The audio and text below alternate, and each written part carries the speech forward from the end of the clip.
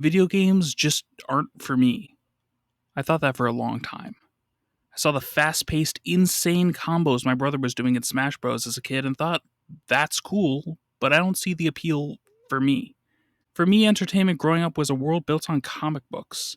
I read Amazing Fantasy 15 as a kid in a Spider Man pop up book, and my life was set on an irreversible trajectory to know everything about that world. Because to me, my main draw in entertainment is and has always been narrative.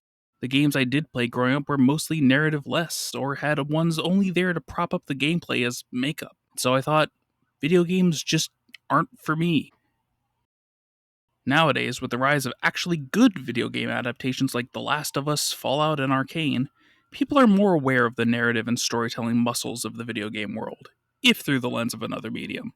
But when I was reading comics or books or watching TV or movies, there was always one thing that made me love a work of art more than others: using your medium to your advantage.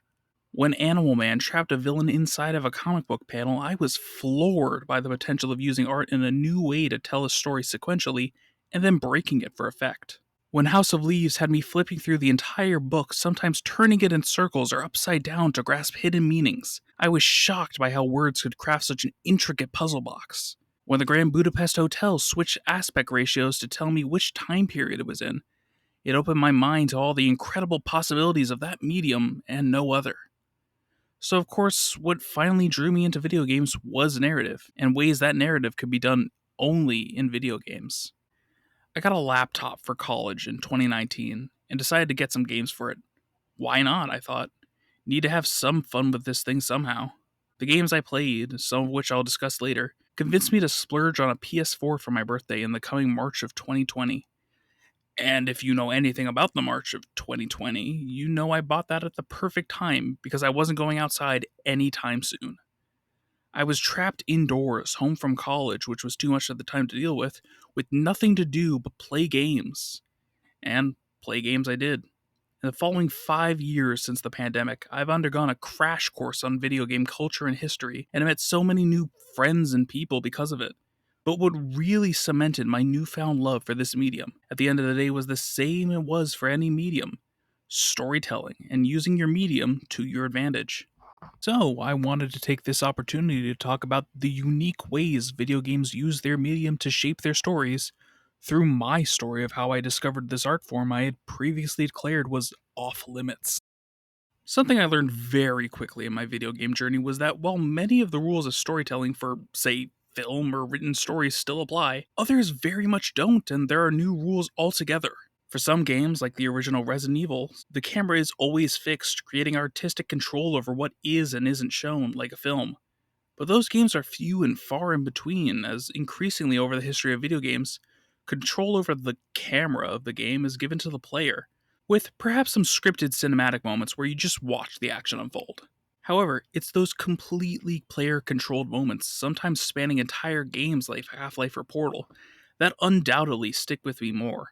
Sure, I love the tightly scripted and meticulously crafted visuals of a Hideo Kojima cutscene more than most, but there's nothing like playing Majora's Mask and then just deciding to look up and see the moon creep ever closer on its descent. No one told me to look that way. I decided to, on a whim, and it made me even more immersed into saving Termina than ever before. That's a moment you can't have in any other type of media. It's what I like to call a curated narrative. Curated narratives in this way are the closest thing to other traditional forms of storytelling. You have a plot and it unfolds before you. Where it differentiates from those other forms of media is how exactly the plot unfolds. I may be watching Cloud Strife on his journey through Gaia, but I'm also controlling him. The story still goes from point A to B to C, but it isn't a straight line determined by an author. It's one you, as the player, are allowed to draw yourself. In this way, one might even get more attached to the characters in a story than if they were in a film or novel. The story is no longer, hey, that guy just got shot by this other guy. It's, I just got shot by that guy over there, and even worse, I trusted him. Video game narratives, especially curated ones, are akin to both watching and performing in a stage production. You're both watching Hamlet and becoming him. The pathos this induces for a player, the emotions I felt as I completed pilgrimages across worlds, watched friends I had grown to love die in front of me, and was betrayed by those I trusted most, across multiple games, sticks with me more than most other works of art because despite those things happening to characters as fictional as Frodo Baggins, it was also happening to me. There's a concept that was written about by one of my favorite authors, Grant Morrison, called a fiction suit. The idea is that you, the reader of the story, inhabit a character as if they were a costume for Halloween and become them. You're lowering yourself into the realm of fiction and quote unquote wearing that character to better engage with the narrative. You become one with them, your dreams are fulfilled with theirs, and you are hurt by their pain.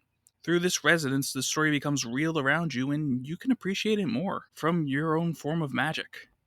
Suddenly, in those early days of playing video games 5 years ago, I had discovered this magic was the lifeblood of video game narrative's effectiveness. That was the gateway to this new realm of storytelling, and I was crossing over the threshold.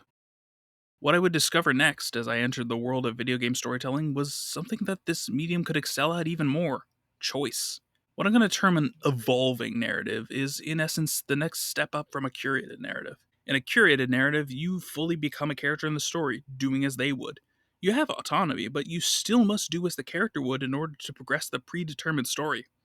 In an evolving narrative, you get to make that choice yourself. One of the first games I fell in love with once I started playing games on that laptop was one called Fallout New Vegas. The premise is simple. You're a courier delivering a mysterious package to a client in the post apocalypse where you're robbed and left for dead. Once recovered, you must track down your would be killers, recover the package, and determine what is so precious about a single poker chip. Where the game does a step forward from a curated narrative is that every aspect of this journey and every choice you make along the way is left up to your discretion. The town that you wake up in at the start of the game is under attack by a gang of escaped convicts, and you get to decide whether to help the town, join the gang, or just leave altogether on your quest. The level of choice in an evolving narrative game varies, often due to programming and writing complications, but when these games work their magic, you don't see the seams in the patchwork, just a design. These games are choose your own adventure novels, interactive TV shows, but are done in such a way that it elevates the product instead of feeling tacked on. You are the main character, and why shouldn't you get to decide your fate? While New Vegas was swinging the door wide open to the potential of open storytelling, a game I would play soon after would break down the doorframe and walls altogether. I saw there was a lot of positive buzz around this game called Outer Wilds, and decided to give it a shot. What I found was a step beyond an evolving narrative. Taking away the constraints of the order you play events in, it becomes a complete sandbox narrative. Outer Wilds is a very basic setup. You're a new astronaut exploring your home solar system, a series of unique and varied planets. But every 22 minutes, the sun explodes, and you get sent back to the beginning to figure out a way to stop it, armed only with the knowledge you've gained in that interval. The best part of Outer Wilds, in my opinion, comes down to how it tells its story through you, the player. A new player might decide to start off by going to the main planet's moon, or maybe the slowly collapsing planet of Brittle Hollow, or maybe even take the plunge into the cosmically horrifying depths of Dark Bramble. The order the story is told in, and the way the puzzles are solved, are entirely up to the player's discretion, personalizing the story in a way I had never even considered before. There was a solution, an ending, but I had to write my way there to achieve it.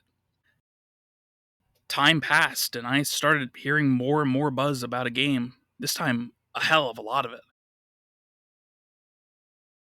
Elden Ring had just come out and became my very first Souls game, a style of game that thrives on what I like to call optional narratives. You can play the entirety of Elden Ring and not care whatsoever about the story being told, and just enjoy the gameplay and fight the difficult bosses. Or, if the player chooses to, you could dive deeper into the series of events that unfold and the history of the world you explore to uncover an entire story of life, death, betrayal, divinity, and overall faith. The level you engage the story on, be it learning every intricate detail of the lore or just enough to give you some satisfaction to the journey you go on, is a choice you get to make to create a fine tuned experience that I couldn't have imagined seeing beforehand.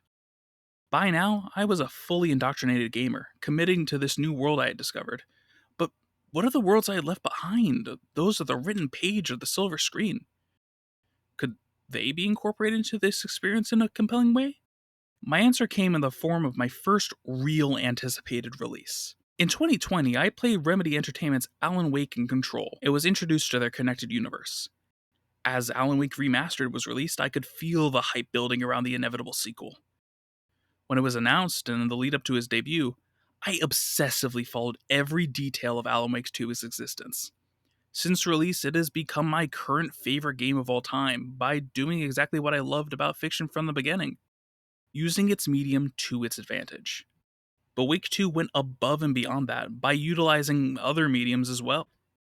A transmedia narrative is defined as telling a single story over multiple entries of at least two forms of art, and has always been a struggle to execute. Final Fantasy XV tried it, telling its story across its game and several tie in features, such as a film and a web series, but ultimately failed in that aspect due to the complex nature of obtaining a complete version of the story without jumping through hoops at awkward times.